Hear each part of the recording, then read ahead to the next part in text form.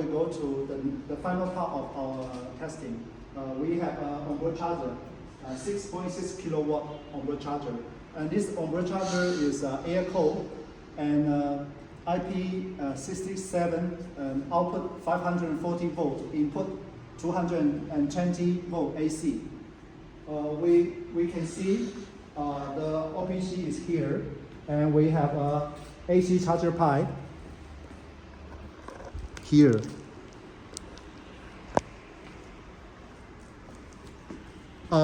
Now we start to charge car to start auto, and we swap our car. Okay, and we can see from our software to see if it is charging, and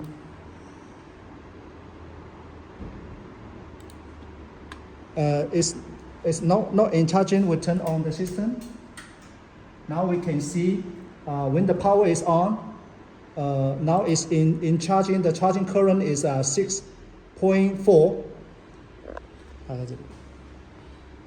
And because we have set the charging limit of the system to 5 amps, so the maximum charging current is 5 amps.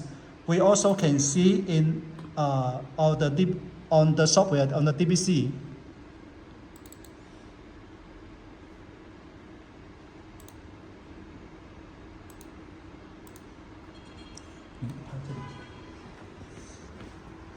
We can see on the DBC, the BMS to OBC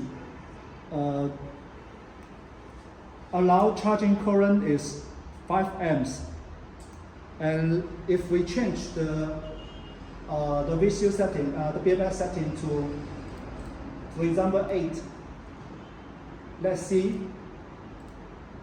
if the charging current is increased. We increase. Now it's 2.8, 2.7.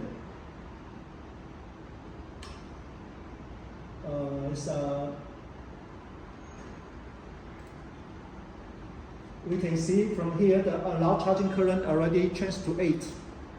And this is the BMS sent to the OBC. Because now the battery is almost full, so the charging current is not going to be big. We can see in the BMS software, the charging current now is 3 amps, and the SOC is around 94%.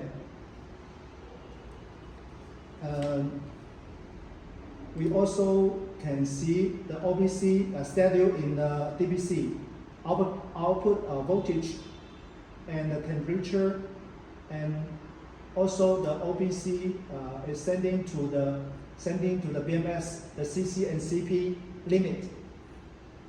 This CC and CP limit is recognized by the OBC itself. The OBC has ability to check the CC and the CP limit from the AC charger, from the AC charger pipe, and is a complete independent function of the OBC. Okay, and we can see the charging is normal, and we will finish our testing. Thank you.